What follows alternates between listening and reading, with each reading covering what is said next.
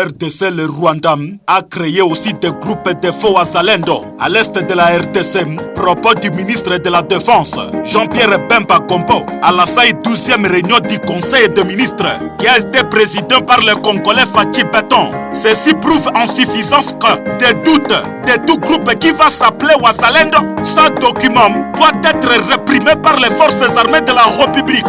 Pour la garde républicaine, les manifestants qui prévoyaient la marche à Goma étaient des supplétifs du M23 sur ces 7 sur 7 possédés. Donc le Rwanda provoque la RDC sur tous les niveaux, en réaction sous Lutani Mukirania. Et si longtemps que Paul Kagame ne sera pas pendu, le Congo restera toujours dans la crise sécuritaire. Je lance un message aux Congolais de père et de mère de ne pas prier Dieu à cause de la guerre du M23 et de sa défaite. Plutôt de porter des fusils contre Paul Kagame et tout pro-kagamiste.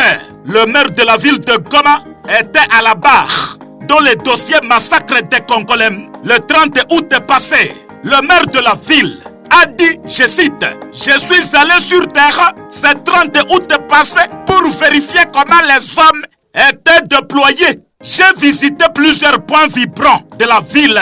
Il n'y avait pas de menaces, sauf vers l'hôpital de la Sebekandosho, où la population brûlait de pneus. » Disait l'autorité urbaine.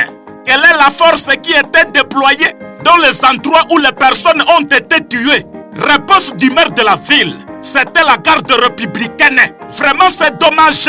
Toutes les églises qui ne sont pas en règle avec l'État seront fermées sur toute l'intégrité territoriale, a déclaré le ministre de l'Intérieur et Sécurité Peter Kazadi. Sur ces brefs procédés RDC politique, la loi Tchani n'est pas morte.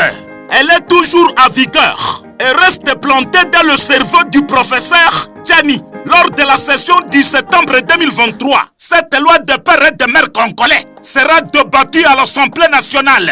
Tout député congolais de père et de mère doit voter massivement cette loi qui vise à écarter tous les étrangers de la course électorale. Car le Congo appartient aux Congolais. Dit cette source, Jano Mouima de Goma parle d'une très mauvaise loi qui ne mérite pas un vote.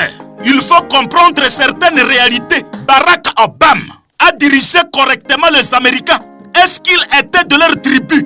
Alors pourquoi au Congo on veut planter le tribalisme? C'est l'amant de Mouima Janom de la ville de Goma. C'est un dispositif très compact qui est déployé au bureau de la CENI à Kinshasa pour la réception et traitement des candidatures présidentielles 2023. Aujourd'hui, les hommes politiques sont devenus courtois face à la population congolaise. Et c'est là pour négocier des voies électorales. Population congolaise est restée vigilante pour éviter 5 ans de vulnérabilité. Et ce du père empirique vrai congolais est là pour vous répertorier